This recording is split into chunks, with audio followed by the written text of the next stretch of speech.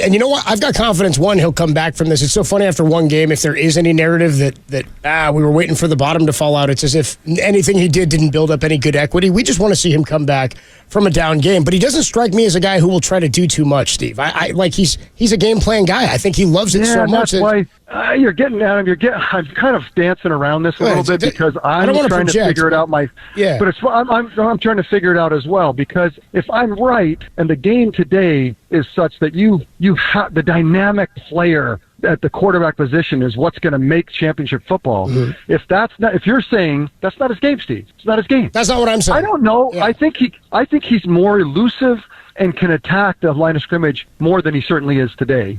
And I think he could grow into that. So I'm not saying he can't.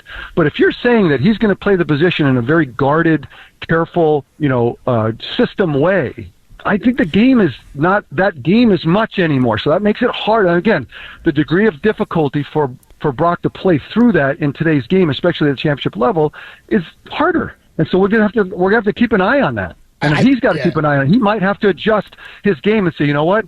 In those big games, I've got to up the risk level. I've got to create more opportunities. I'm not going to be 14 touchdowns and one interception. I'm going to have to take more risks. So those are things he has to grow in. So again, I don't want to say he can or can't do anything. I said originally, let him cook.